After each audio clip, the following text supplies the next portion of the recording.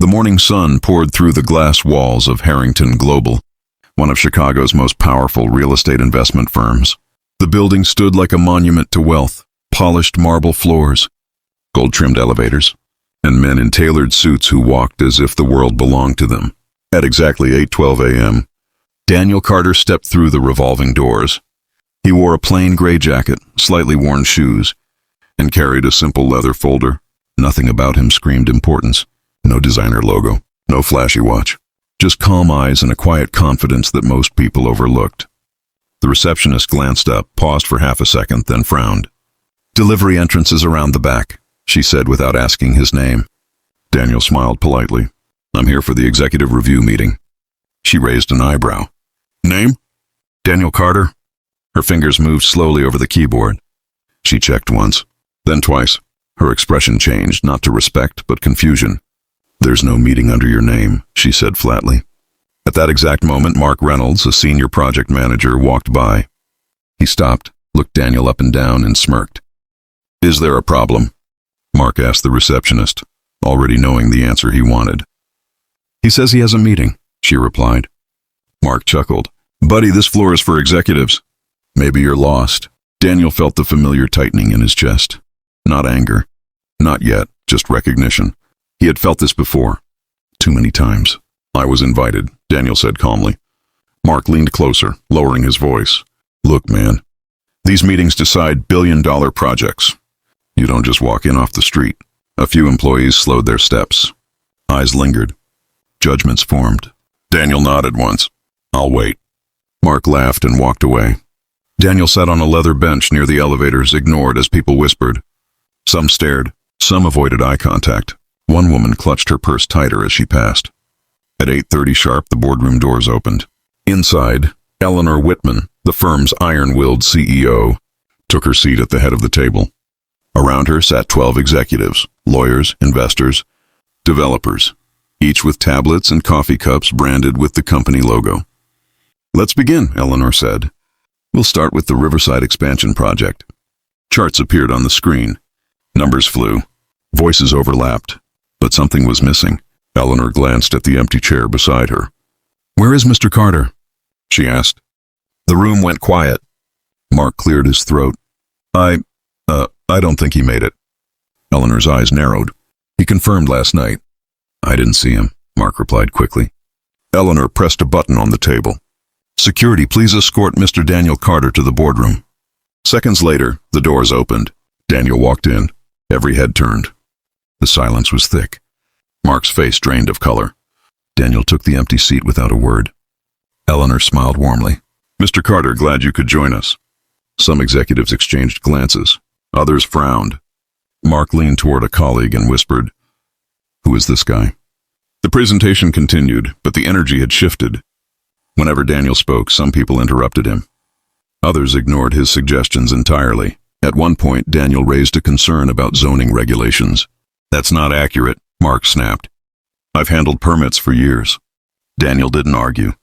He simply nodded. Eleanor watched closely. By the end of the meeting, decisions were postponed. Frustration hung in the air. As people stood to leave, Mark approached Daniel. "Listen," he said quietly, forcing a smile. "No hard feelings earlier. Just misunderstandings happen." Daniel met his eyes. "They do." That afternoon, Daniel walked out of Harrington Global unnoticed once again.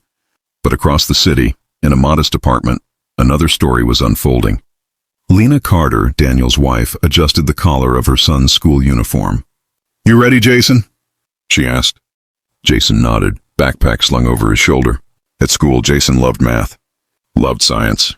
But there was one thing he hated: group presentations. That day, the teacher assigned partners. Jason raised his hand. "Can I work with—" Before he finished, a boy laughed. "I'm not working with him," Ethan Miller said loudly. "He talks weird." The room went silent. The teacher hesitated. "Ethan, that's not appropriate." "But it's true," Ethan replied. "And my dad says people like them always mess things up." Jason's ears burned. At lunch, Jason sat alone. That evening, Daniel listened quietly as his son spoke. "Dad, why do they think I don't belong?" Daniel took a breath. "Some people decide who you are before they know you." "Is it because we're black?" Jason asked. Daniel didn't answer right away. Yes, he said finally. Sometimes. The next morning, Harrington Global buzzed with urgency. A massive investor conference was approaching. Millions were on the line. Eleanor called an emergency meeting. This time, Daniel arrived early. Mark watched him from across the room, jaw tight. During the meeting, a junior analyst presented flawed projections. Applause followed anyway. Daniel spoke up. These numbers will collapse under market stress. Mark rolled his eyes. You're exaggerating. Eleanor turned to Daniel. Explain.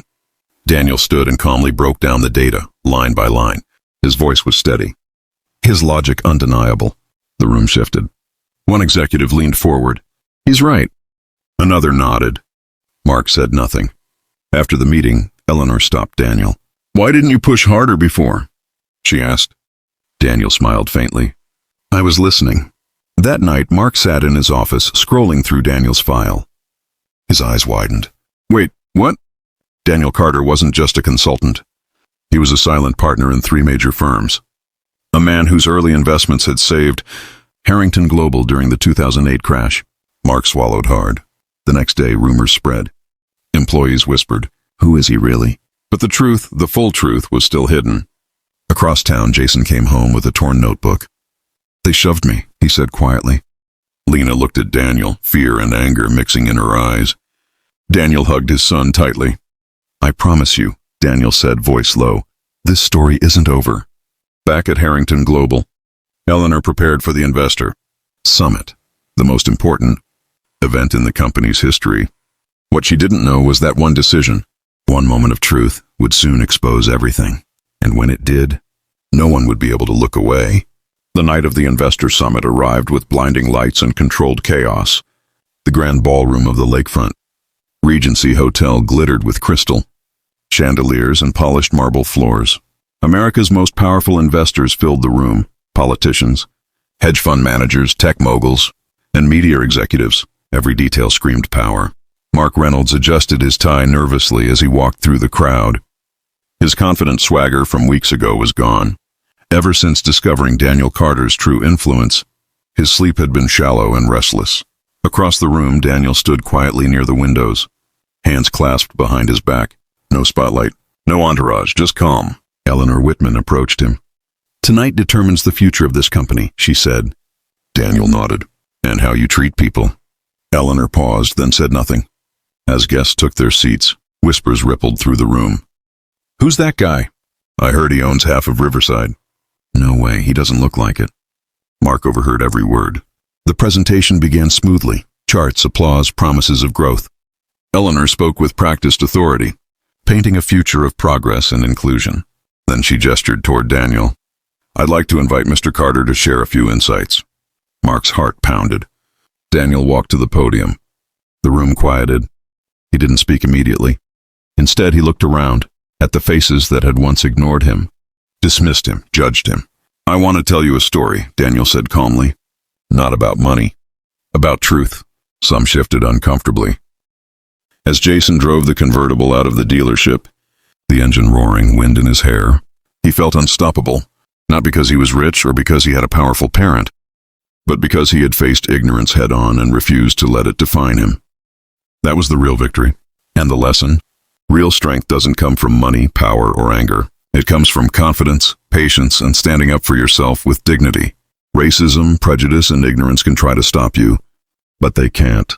Not if you know your worth, not if you walk with pride, and not if you face the world with respect for yourself and for others. Jason looked at his mom. She nodded, a subtle smile of approval. And together they drove off into the sunset. A quiet reminder that prejudice might appear, but courage, patience, and respect always win in the end. Security approached Mark. As he was escorted away, he looked back at Daniel, eyes filled with regret and fear. The room remained frozen. Daniel took one last breath. This company can still succeed, he said, but only if it understands something simple. He looked around one final time. Respect isn't granted by titles. It's revealed by character. Applause began, slow, uncertain, then grew louder, stronger until the room shook. Days later, headlines flooded the nation. Investor Summit exposes corporate racism. Silent partner speaks, a reckoning in the boardroom. At Jason's school, a teacher addressed the class firmly. We treat everyone with respect here. Ethan avoided Jason's eyes. Jason walked taller that day. That evening, Daniel stood on his balcony overlooking the city lights. Lena joined him, slipping her hand into his. "You changed something," she said. Daniel shook his head gently. "No," he replied. "I revealed it." Jason stepped between them, smiling. Daniel looked down at his son, then back at the city. For the first time, the silence was gone, and everyone was finally listening.